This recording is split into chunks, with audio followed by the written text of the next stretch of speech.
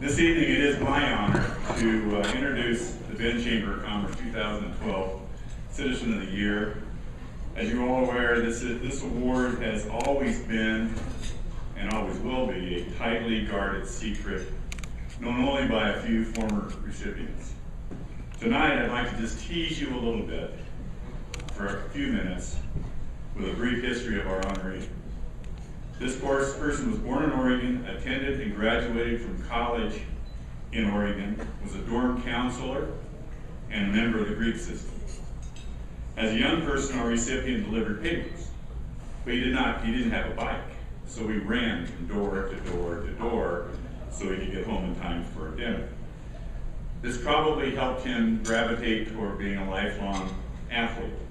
He loved baseball as a child, gazing out his classroom window, thinking of playing baseball rather than completing his schoolwork.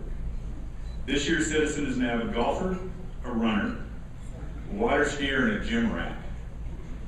This individual has an extensive history in participating in fun runs in a variety of costumes, often bright and seldom aerodynamic. It would appear very difficult to gain much speed running with deer antlers pasted to your head. Our honoree is a family and class clown, never short of a sense of humor.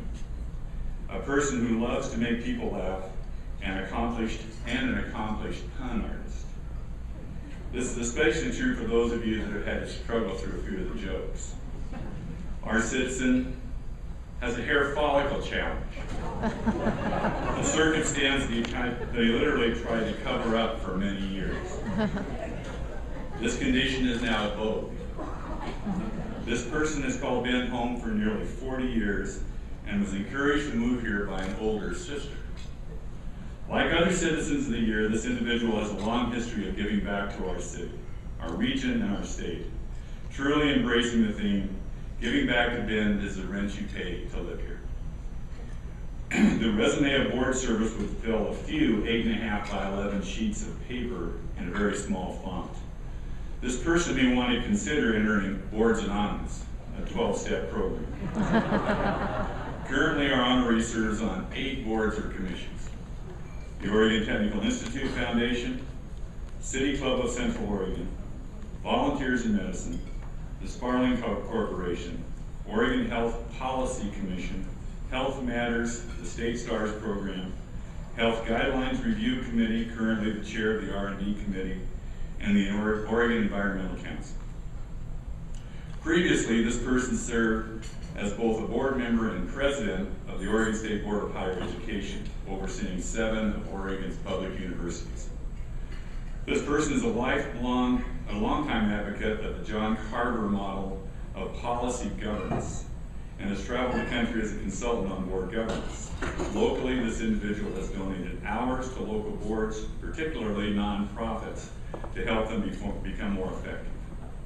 In July, our citizen will assume the role of District Governor of Rotary District 510, a district encompassing an area from Madras to the Oregon coast and Corvallis to Wairika, California. Earlier I mentioned this honoree was encouraged to move here by an older sister. That older sister was Sister Catherine of St. Charles Hospital.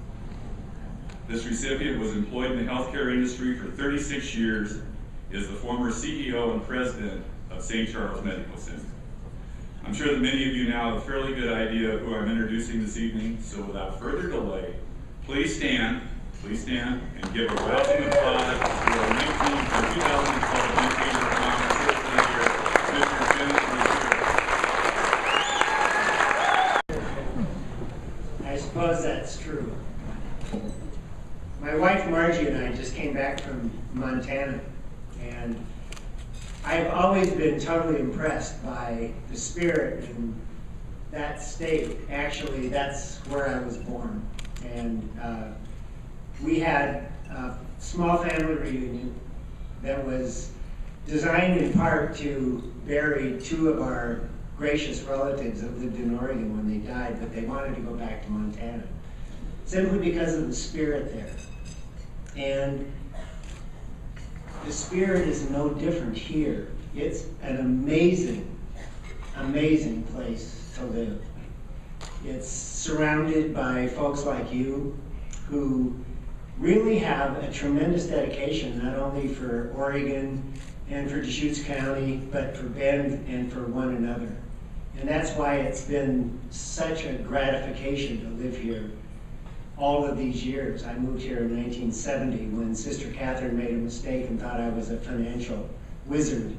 And, but that was the only job she was advertising for, so that's the only job I applied for. And it took her about 2 minutes to figure out we need to find something else for you to do because finance wasn't it.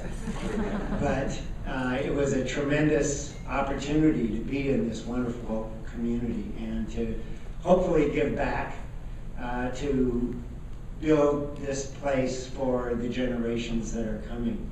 I am very honored by this award. It's a tremendous opportunity to look back at the people that have received this award before and received various awards from the Chamber and have built this place that we call home. And so I am very gratified that I had an opportunity to be here tonight. Margie and I just flew in again last night from Montana and to celebrate Oregon, especially now that it's getting warm. It's so nice.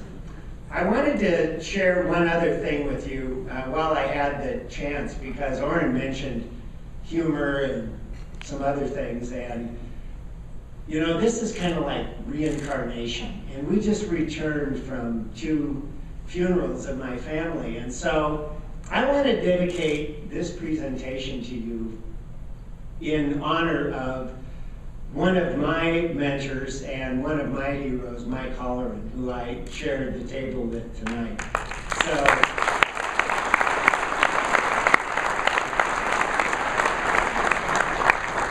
this is a poem from Wally McRae, who was actually a Montana cowboy poet.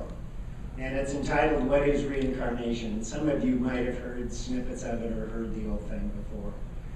What is reincarnation? A cowboy asked his friend.